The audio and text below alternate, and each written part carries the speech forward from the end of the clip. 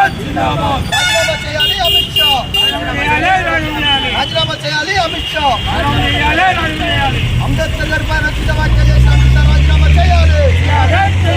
అంబేద్కర్ గారిపై అనుచిత వ్యాఖ్యలు చేసిన అమిత్ షా రాజీనామా చేయాలి. అమిత్ షా పై అంబేద్కర్ పై అనుచిత వ్యాఖ్యలు చేసిన అమిత్ షా రాజీనామా చేయాలి. అంబేద్కర్ గారిపై అనుచిత వ్యాఖ్యలు చేసిన అమిత్ షా రాజీనామా చేయాలి. జిందాబాద్ సిపిఎం. జిందాబాద్ సిపిఎం. పట్టుకో పట్టుకో అట్లా పట్టుకుంటే తొందరగా కాలుతుంది. అట్లా పట్టుకుంటే తొందరగా కాలుతుంది. ఇట్లా పట్టుకుంటేనే తొందరగా కాలుతుంది. నిలబెడితేనే తొందరగా కాలుతుంది. జిందాబాద్ సిపిఎం. జిందాబాద్ సిపిఎం. అంబేద్కర్ గారిపై అనుచిత వ్యాఖ్యలు చేసిన అమిత్ షా రాజీనామా చేయాలి. అమిత్ షా అంబేద్కర్ గారిపై అనుచిత వ్యాఖ్యలు చేసిన అమిత్ షా రాజీనామా చేయాలి. అంబేద్కర్ గారిపై అనుచిత వ్యాఖ్యలు చేసిన అమిత్ షా రాజీనామా చేయాలి.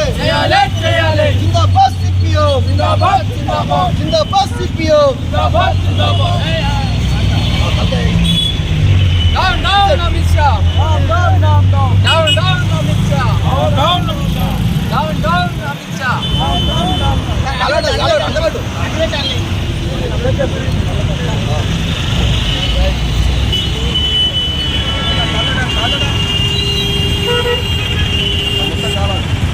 జిందాబాద్ సిపిఎం.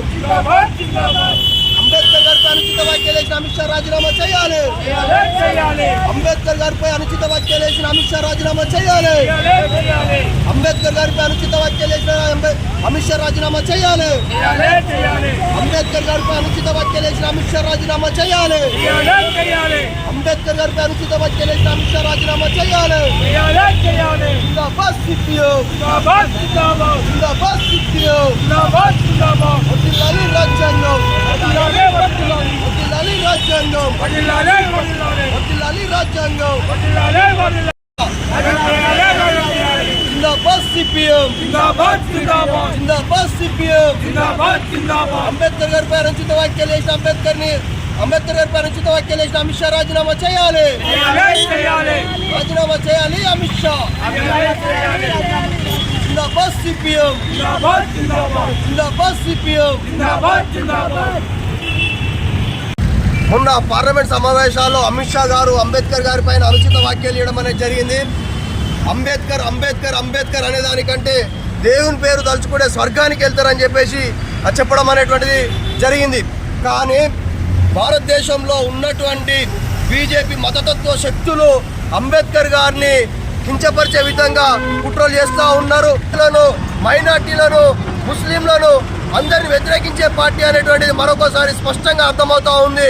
భారతదేశానికి ఒక రాజ్యాంగాన్ని నిర్మించినటువంటి వ్యక్తి, గొప్ప వ్యక్తి, భారతదేశానికి ఒక దిక్సూచి చూపించినటువంటి అంబేద్కర్ గారి పైన అనుచిత వ్యాఖ్యలు చేయడము అంటే ఇది చాలా దుర్మార్గం.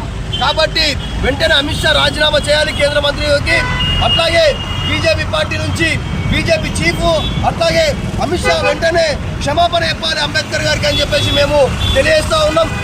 ఈ సందర్భంలోనే సిపిఎం పార్టీ కేంద్ర కమిటీ పిలుపులో భాగంగానే ఈరోజు మేడ్చల్లో అమిత్ షా గారి దిష్టిబొమ్మను తగిలేస్తూ ఉన్నాం. ఇప్పటికైనా అమిత్ షా గారు గుర్తుంచుకోవాలి, అంబేద్కర్ గారు అంటే ఒక వ్యక్తి కాదు, అంబేద్కర్ గారు అంటే ఒక శక్తి. అంబేద్కర్ గారి భారతదేశమే కాదు ప్రపంచవ్యాప్తంగా ప్రపంచ దేశాలు కొనియాడుతూ ఉన్నాయి. అంబేద్కర్ గారి యొక్క సేవలను కొనియాడుతూ ఉన్నాయి.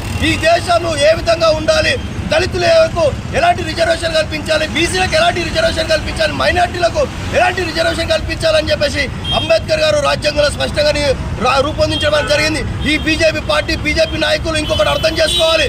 దళితులు అనేటువంటి వాళ్ళు ఇక్కడ తెలంగాణ రాష్ట్రంలో ఉన్నటువంటి దళితులు కర్ణాటకకో లేకపోతే బెంగళూరుకో లేకపోతే మహారాష్ట్రకో గుజరాత్కో పోతే అక్కడ దళితులు గారు, అక్కడ బీసీలు అట్లాగే ఓసీలుగా ఉన్నటువంటి వాళ్ళు, ఇక్కడ బీసీలుగా ఉన్నటువంటి వాళ్ళు ఇంకో రాష్ట్రంలో ఓసీలుగా ఉన్నటువంటి వాళ్ళు ఉన్నారు. కాబట్టి దీన్ని బీజేపీ అర్థం చేసుకోవాలి.